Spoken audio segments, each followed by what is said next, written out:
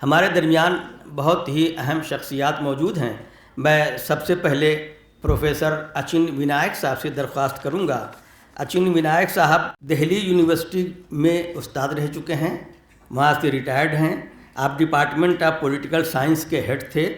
आप इसराइल पर आलमी कवानीन की पाबंदी के लिए चलाई जाने वाली मुहिम के सरगर्म मेंबर हैं और फ़लस्तीन के इशू पर एक अथॉरिटी समझे जाते हैं।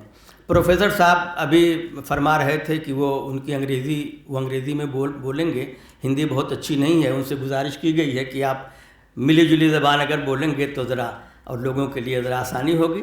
तो मैं प्रोफेसर अचिन विनायक साहब से बहुत ही अदब के साथ गुजारिश करता हूं कि आप तशरीफ़ लाएं और इस मसले पे गुफ्तगू फरमाएं।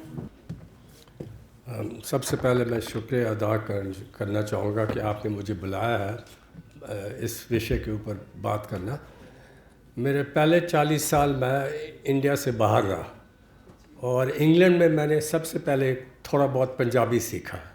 फिर मैं मुंबई आया और गुजारा लायक हिंदी जब राजनीतिक पॉलिटिकल स्पीचेस देने का या टॉक्स देने के लिए तो मैं यूजुअली इंग्लिश में करता हूँ। मैं आज कोशिश करूँगा थोड़ा बहुत मिक्स करने के लिए। हम सब जानते हैं कि क्या हो रहा है फ़लस्तीन के ऊपर, ख़ासकर गाज़ा में, मगर 2000 लोग तो मारे गए हैं वेस्ट बैंक में भी। मगर सबसे पहले मैं शुरू करना चाहूँगा कि इज़राइल अनेक है। मैं कहना चाहूँगा कि इज़राइल इज़ यूनिक। नंबर 1, आधुनिक समय में इज़राइल ने सबसे लंबी इल्लीगल ब्रूटल ऑक्यूपेशन किया है। In the last 150 years, Israel has carried out the longest running illegal military occupation sustained by brutal force. Number 1. Number 2, Israel अपने आप को लोकशाही डेमोक्रेसी कहता है, मगर it is the only democracy जो जूनियर्स को, माइनर्स को मिलिट्री कोर्ट, पैलेस्टीनियन माइनर्स को 18 साल से नीचे से उनको मिलिट्री कोर्ट्स में ट्राई करते हैं। इज़राइल यूएन का मेंबर है, मगर ये एक ही मेंबर है जो यूएन को अपना नक्शा नहीं देता है, क्योंकि नक्शा अगर आप देंगे तो आपको आउटलाइन करना होगा कि आपका बाउंड्रीज कहाँ है। इंडिया अपना नक्शा देते हैं यूएन को और दिखाता है कि पूरा कश्मीर हमारा है। पाकिस्तान नक्शा देता है यूएन को और कहता है कि पूरा जम्मू कश्मीर हमारा है, मगर पाकिस्तान का नक्शा ये नहीं कहता है कि अमृतसर हमारा है, और इंडिया का नक्शा नहीं कहता है कि रावलपिंडी हमारा है। मगर इज़राइल ने कोई ऐसा नहीं दिखाया नक्शा, यानी कि वो खुला रखना चाहते हैं कि हम कहाँ तक जा सकते हैं। सितंबर 23 में नेतन्याहू यूएन के सामने आया था और एक नक्शा दिखाया था कि देखो, अगर आपको शांति चाहिए तो this is all that we have, और जैसे पूरा गोलन हाइट्स ये सब ऐसे दिखाया गया, पर कोई ऑफिशियल नक्शा नहीं दिया गया है। सबसे लंबी वॉल जो है दुनिया में, जो आप स्पेस से देख सकते हैं, ग्रेट वॉल ऑफ चाइना, मगर सेकंड लॉन्गेस्ट वॉल इज़राइल ने बनाया है। इज़राइल और वेस्ट बैंक का जो ग्रीन लाइन है वो 320 किलोमीटर का है, मगर उनका वॉल 700 के ऊपर किलोमीटर्स है। क्यों? क्योंकि वो अंदर चला गया वेस्ट बैंक में और अभी भी वो जो वॉल जो वो कंस्ट्रक्ट कर रहे हैं, जो निर्माण कर रहे हैं, ओनली अबाउट 70%, 75%, अभी और भी आगे वो पूरा करना चाह रहे हैं। बाकी देशों के पास एक आर्मी होता है। इज़राइल में army has the nation, not the nation has the army. कोई भी सरकार उस आर्मी के विरुद्ध सीरियसली कोई पॉलिसी नहीं करेगा। और ये जो आर्मी पॉलिटिकली भी ये बहुत इम्पोर्टेंट है, और साथ साथ में क्या कहते हैं, उनकी जो इकोनॉमिक इम्पोर्टेंस बहुत है। 2023 में जो उन्होंने सेल्स किया है मिलिट्री इक्विपमेंट का, डिफेंस रिलेटेड इक्विपमेंट का, over $13 billion, and it gives it to over 100 countries in which काफ़ी सारे अरब countries का governments भी वहाँ से लेते हैं और they indirectly लेते हैं. So ये है. और culturally जितने भी Jewish Israeli male and female उनको कुछ समय के लिए conscription में जाते हैं. इनका ज़रूरी नहीं है, उनके पास क्या कहते हैं बहुत पावरफुल आर्मी है, बहुत सोफिस्टिकेटेड आर्मी, इतना स्ट्रॉन्ग है कि कलेक्टिवली अगर अरब कंट्रीज़ भी इकट्ठे हो जाए तो वो मुकाबला हिसाब से कर सकता है. मगर इज़राइल ये भी अनेक है, एक देश है जो हमेशा कहता रहता है we are victims, perpetual myth of perpetual victimhood. Our existence is threatened, इसलिए सबको कहना पड़ता है नहीं, you have a right to exist. Does Israel have the right to exist? Be careful. You want to say yes? No. Did the Soviet Union have the right to exist? Did East Pakistan have the right to exist? Czechoslovakia had that, but they don't exist anymore. Is that wrong? The crucial moral issue is not that any country has the right to exist, but the people there have the right to exist. हाँ, आप कह सकते हैं secondary level पर for the people in Israel to exist, Israel has it, but that is a secondary level argument. It is not your fundamental moral principle. This is something that's very important to understand here. आखिरी बार, what else is it unique? Israel is the only country in the world जो अपने नागरिक का state नहीं है. It is not a state of its citizens. It is the state of the Jewish people. इसका मतलब क्या है कि Jews anywhere else in the world can have full rights अगर इज़राइल में गए, मगर वहाँ पर जो नॉन जूज है they cannot have those rights. This is an apartheid state. This is an apartheid state. ऐतिहासिक तौर से देखा जाए तो 3 किस्म के सेटलर कलोनियल स्टेट्स थे. अपार्थाइड साउथ अफ्रीका, रंग भेद को इंस्टीट्यूशनलाइज किया था. ऐतिहासिक तौर से देखा जाए there were 3 kinds of settler colonial states. Number 1, first type, north America, south America, Australia, New Zealand, जहाँ पर जो लोकल पॉपुलेशन था, आबादी था, ख़त्म कर दिया गया, exterminated. Second type, South Africa, Zimbabwe, Swaziland, Algeria, जहाँ पर एक माइनॉरिटी जो यूरोपियन माइनॉरिटी है जो रूल करता था मेजॉरिटी के ऊपर, वहाँ पर तो क्या हो गया कि मेजॉरिटी रूल आ गया एक किस्म का जैसे भी है, और वो माइनॉरिटी का राज कलोनियलिज्म ख़त्म हो गया. Israel is the third type of settler colonial state. It is the only settler colonial apartheid state in the world, de jure by law. हाँ, ऐसे कुछ कंट्रीज़ हैं जो उस रास्ते में जा रहे हैं, but this is still the only settler colonial apartheid state. This is important to understand. I will try to explain later. ये अब कोशिश कर रहे हैं खासकर गाज़ा में कि जितने हम पैलेस्टीनियंस को एक्सटर्मिनेट कर सके हम कर सकते हैं, हमको करना चाहिए.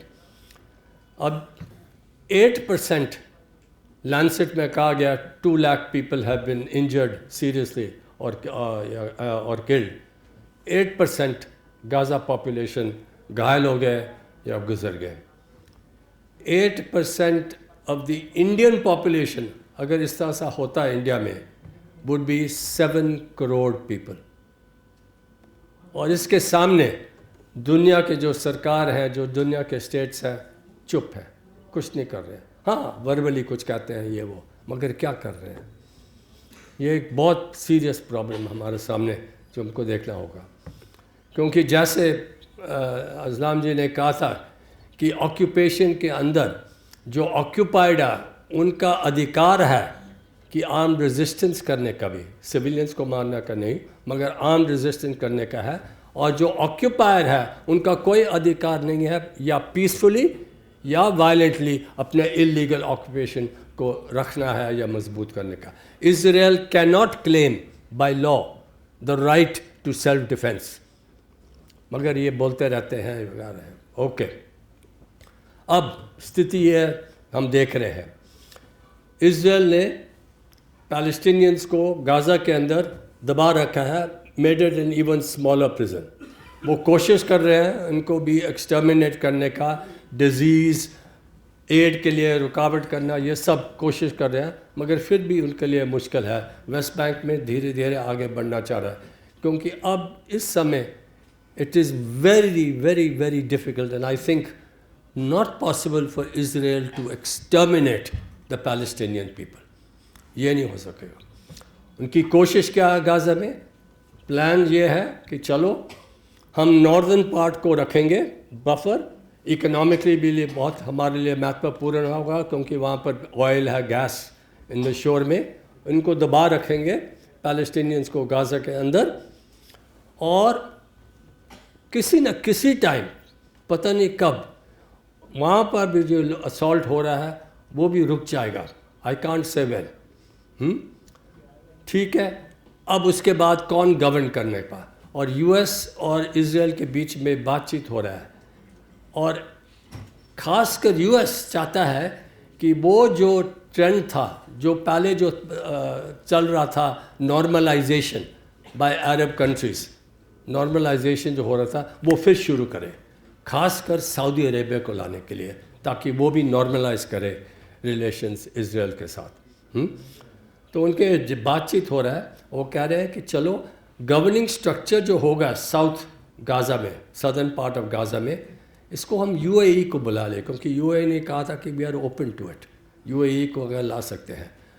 और फतह और जो हमास जो है, ये दोनों में बीच में बहुत मतभेद है और विरोध है, मगर दोनों ने ये सलाह कर लिया था कायरो में। उन्होंने कहा कि एक गाज़ा एडमिनिस्ट्रेटिव कमेटी होना चाहिए जो गवर्न करेगा सदर्न पार्ट को, हाँ, हेल्प करेगा वगैरह, हाँ, क्योंकि दोनों नहीं चाहते हैं कोई अरब कंट्री, दूसरा अरब कंट्री इधर आ जाए, इस एरिया में हमको गवर्न करने के लिए करे। और ये अब क्या होगा हम देखेंगे, ये देख रहे हैं। तो ये रखना बहुत ज़रूरी है। अब आगे क्या हो सकता है, किस तरह से हम लड़ाई कर सकते हैं, क्योंकि दो चीज़ें हो चुके हैं सोवियत यूनियन के ख़त्म होने के बाद।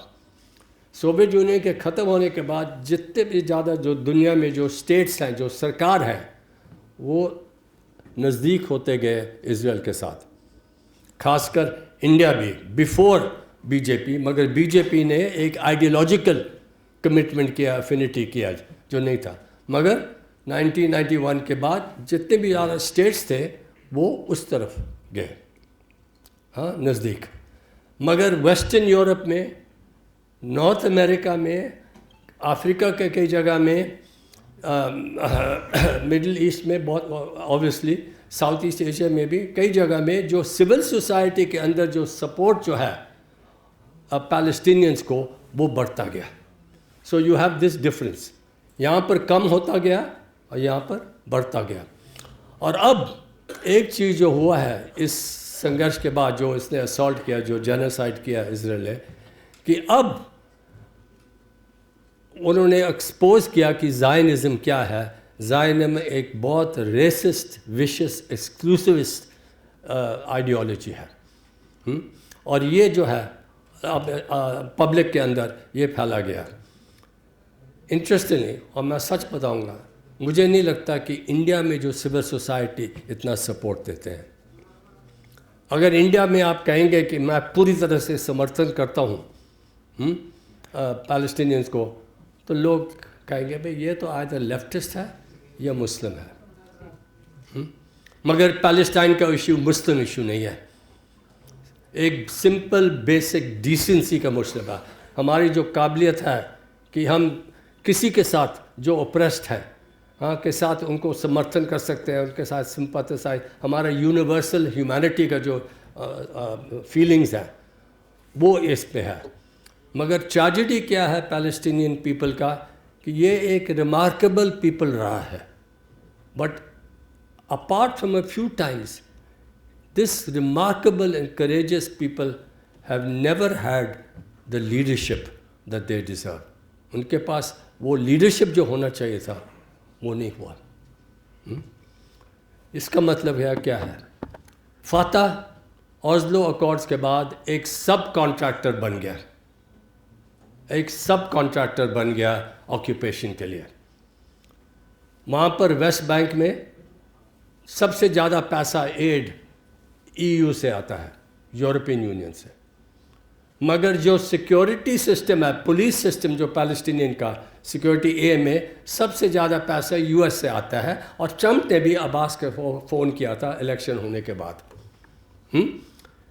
और ये जो सिक्योरिटी सिस्टम है जिसमें पैसा आता है, this supports tens of thousands और more families, many tens of thousand families in the West Bank।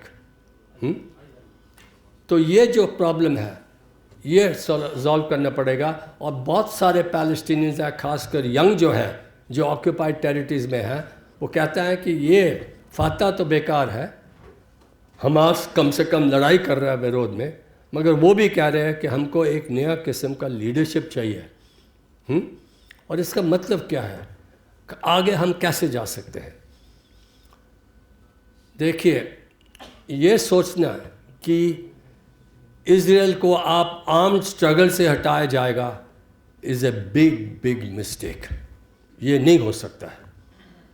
मगर इज़राइल जो first type of settler colonial system जो था कि इसको पूरी तरह से एक्सटर्मिनेट कर सकते हैं, वो नहीं कर पाएगा।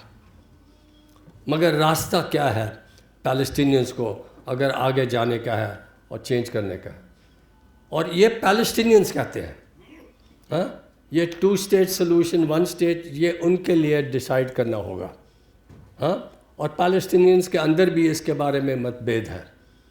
हाँ, कई सारे पैलेस्टीनियंस जो ग्रोइंग है, जो लार्जर प्रोपोर्शन कह रहे हैं कि भाई forget about this 2 state solution, क्योंकि इज़राइल तो उसको ख़त्म करता जा रहा है। हमको fight for rights, justice, equality, equal rights, justice, equality, क्योंकि हमारा सबसे बड़ा दुश्मन इज़ ज़ायनिज़्म। जैसे कि इंडिया में अगर आपको चाहेंगे तो you will have to think about fighting against Hindutva. Hindutva is the big problem. Similarly वहाँ पर Zionism is the big problem. तो अगर ज़ायनिज़्म को हटाना है तो किस तरह से जाने का? My own view is 2 or 3 things. और ये भी व्यू है पैलेस्टीनियंस, कई सारे पैलेस्टीनियंस का, और जो सपोर्ट कर रहे हैं पैलेस्टीनियंस को, कि एक स्ट्रेटिजिकली नॉन वायलेंट अप्रोच करना होगा। हर जगह में non violent is not necessarily a bad thing, जैसे कि रेजिस्टेंस, आर्म स्ट्रगल ज़रूरी होता है, मगर यहाँ पर it will be a big matter. You can't really do it, but you can arrowed the support bye fighting for rights, equality and justice. क्योंकि ये क्या होगा, इसका मतलब होगा कि आप कोशिश करेंगे कि कई जगह को यूनाइट करने के लिए इज़राइल के विरोध। 1, ऑक्यूपाइड टेरिटरीज़ के अंदर fight for your rights, even under occupation वगैरह जो वो ख़त्म कर रहे हैं, fight for your rights, you can unite.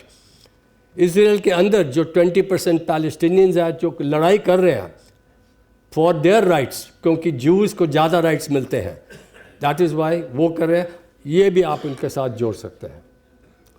Palestinians का जो डायस्पोरा में जो बाहर है, वो कह रहे हैं we want the right of return. हाँ, और ये राइट ऑफ रिटर्न को समझना बहुत ही ज़रूरी है।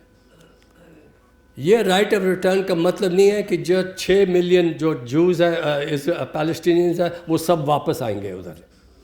इसका जो पॉलिटिकल सिंबॉलिक इम्पोर्टेंस सबसे महत्वपूर्ण है। इसका पॉलिटिकल सिंबॉलिक मीनिंग क्या है, और ये पैलेस्टीनियन जानते हैं। इसका सिंबॉलिक मीनिंग ये है, ब्रिटेन ने हमारे इंडिया के ऊपर राज किया था, कॉलोनियलिज्म हट गए। क्या ब्रिटेन और इंडिया के बीच में न्यू रिलेशंस हो सकता अगर ब्रिटेन ने ये नहीं माना कि भाई colonialism was wrong? South Africa के अंदर अपार्थाइड को हटाया गया था। हाँ, can you have good relations between whites and non-whites in South Africa unless whites accept that apartheid is wrong?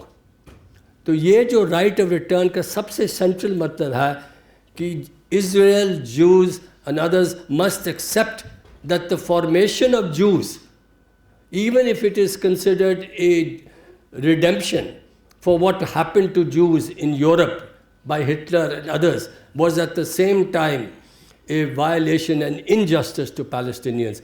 How can you have new relations between Jews in Israel and Palestinians unless they accept that what they did to the Palestinians were wrong? That's why the right of return is so important. जो लोग आएंगे, recompense, कितने लोग आएंगे, those are all small things that can be actually figured out. But the right of return must hold on to that. It's very important. ये Palestinians सब जानते हैं. एक और पॉइंट बहुत महत्वपूर्ण है. कई लोग कहते हैं, और मैं भी इस बात को मानता हूँ, कि जो रास्ता जो है पैलेस्टीनियंस के लिबरेशन और जस्टिस के लिए, वो जो रास्ता travels between Cairo and Oman. मेरे कहने का मतलब है कि you can not separate the Palestinian struggle for justice, for genuine democracy, freedoms, for the struggle in that whole area alone. जो अरब सरकार जो है और ईरान का भी सरकार जो है, do not think that they are seriously committed to the Palestinian cause. They are not. जब ये हुआ है, all the Arab countries came together, right? One meeting हुआ था रियाद में, ईरान भी आया था, हाँ? और क्या हुआ? Verbally. और उसके अलावा क्या हुआ? They did not use the oil weapon. जो 4 कंट्रीज जो हैं, जो अरब अब्राहम अकॉर्ड्स ने किया है, they have not removed themselves from it. Nothing. मेरा पॉइंट है कि ये जो अरब गवर्नमेंट्स हैं, ये डिक्टेटरशिप्स हैं, मोनार्कीज हैं, हाँ, और उनके पब्लिक के बीच में बहुत फ़र्क है पैलेस्टाइन इशू के बारे में. जो पब्लिक जो है कहते हुए पैलेस्टीनियंस, हाँ, मगर ये डिक्टेरियल रिजीम्स और जो सरकार जानते हैं कि जो struggle for Palestine is a very democratic and important struggle, और ये भी उनके लिए एक ख़तरा है अंदर से अगर वो ऐसे हो जुड़ जाए. And this struggle for equality, rights and democracy connects Palestinian struggle to the struggle in this part.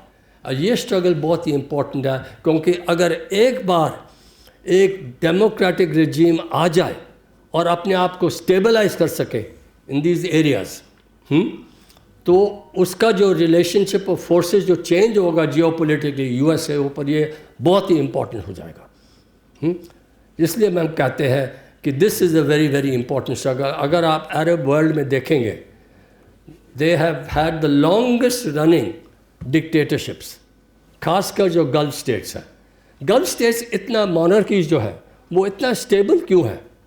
Gulf countries जो है वेरी सिंपल, उनका जो मेजॉरिटी पॉपुलेशन जो है, जो वर्किंग पॉपुलेशन माइग्रेंट्स है. तो migrants have no rights. This thing है दैट्स इट एंड अदर्स. और अरब वर्ल्ड में आप देखते रहेंगे from time to time upsurges हुआ है, स्ट्रगल्स हुआ है. ग्रेटर डेमोक्रेसी, उनको दबाया गया, कुछ देर के लिए थोड़ा सा सफल हुआ, मगर स्टेबलाइज हो चुके हैं. अगर यहाँ पर कोई कंट्रीज़ में होगा तो you will see a big change in the picture. इसलिए मैं कहता हूँ राइट्स और जस्टिस के लिए लड़ाई करने का. और मैं कहता हूँ कि नॉन वायलेंट स्ट्रगल में, non violent on the offensive struggle. अगर किसी को अपने घर को मारने के लिए आया है तो of course you are going to defend yourself, किसी के साथ भी, but do not make it like Hamas did it a offensive struggle. That can not succeed against Israel. And Fatah, of course, is a huge problem in itself. So this is something that we have to understand here about here. And let me end. South Africa ने ICJ के बारे में support किया था, और कोशिश वो कर रहे हैं कि एक इंटरनेशनल नेटवर्क करें जिसमें सिविल सोसाइटी ऑर्गेनाइजेशंस, हाँ, यूनाइट कर सकते हैं और अंतर्राष्ट्रीय स्तर पर संघर्ष कर सकते हैं, सपोर्ट कर सकते हैं पैलेस्टीनियंस के ऊपर. एक बहुत बड़ा मीटिंग हुआ था, कुछ 150-200 लोग रिप्रेजेंटेटिव्स, 150 रिप्रेजेंटेटिव्स आए थे from 24 different countries, civil societies. They didn't call representative Fatah, they didn't call representative Hamas, they called civil society organisations. कहा था कि लेट अस बिल्ड समथिंग. और वहाँ पर मैं मिला था पैलेस्टीनियन नेशनल इनिशिएटिव का लीडर जो है मुस्तफ़ा बारगूती, वो एक हेल्थ सेंटर भी चलाता है, और वहाँ पर मैं उनको मिला था और वो कह रहे थे कि देखो, yes we must resist knoll, but ये बहुत सही है कि we have to fight for democracy in the Arab world, और इस दोनों चीज़ों को यूनाइट करना बहुत ज़रूरी है, इक्वालिटी। तो फिर मैंने उनसे पूछा, और मैं किसी और से पूछा, मैं बताओ, मैंने कहा तो आप भी कह रहे हैं कि द रूट और रास्ता जो है पैलेस्टाइन के लिए has to travel also through the other Arab countries for democracy. He said yes. तो मैंने उनसे पूछा, मैंने कहा then please tell me which country the Arab country is a weak spot, हाँ, जिसमें संभावना है कि आगे भी लड़ाई हो सकता। और मैंने ये किसी और को भी पूछा था जो वहाँ पर आया था पैलेस्टाइन साइड से, और मुझे 2 डिफरेंट आंसर्स आया था, हाँ? एक ने कहा था जॉर्डन, दूसरा ने कहा था Egypt. I don't know, but the point is that is also has to be part of our larger perspective. हम क्या कर सकते हैं? अंत में मैं ये कहना चाहूँगा कि इंडिया में देखो क्या स्थिति है। पिछले लोकसभा में there were 37 political parties represented. इस लोकसभा में I think there about 41 different political parties जो रिप्रेजेंटेड है लोकसभा में। उसमें out of 37, 29 political parties India में इजराइल पैलेस्टाइन इशू पे ये अक्टूबर 7 के बाद मुंह नहीं खोला। They didn't open their mouth to say anything about the Palestinian question. Who spoke? BG, of course, Congress, left parties, DMK, Manoj Jha of RJD, OVC, others, IUM, that's it. आपने नहीं बोला। I don't know, Samajwadi Party, no, TMC, no, and why not? क्योंकि अरे अगर बोलेंगे तो फिर हमारे लिए कमज़ोरी होगा अपने पब्लिक के अंदर वोटिंग के लिए वगैरह। लोग कहेंगे कि this is Muslim appeasement. Why should be bother about this year? तो हमारे लिए एक बहुत ही बड़ा रिस्पॉन्सिबिलिटी है इंडिया में कि we have to fight against this and even try to change their thinking. और मैं समझता हूँ कि हमारे लिए जो बहुत इंपॉर्टेंट रास्ता है, क्योंकि हम जानते हैं कि ये सरकार क्या कर रहा है, सपोर्ट कर रहा है, ये अपार्थाइड का इशू जो है उसको हाईलाइट करें। क्योंकि इंडिया ने कम से कम was one country that broke relations completely with South, had no relations with South Africa, diplomatic relations. तो I think that we should also take the position India में that we want not just arms embargo, not just withdrawal of this thing, but breaking diplomatic relations with Israel here. हमारे जो left parties हैं वो arms embargo को support करते हैं, हाँ, वो सपोर्ट करते हैं कि पीपल नहीं जाना चाहे, बट अभी भी उन्होंने ये नहीं सपोर्ट किया कि हमको रिलेशन जो है कट करना चाहिए।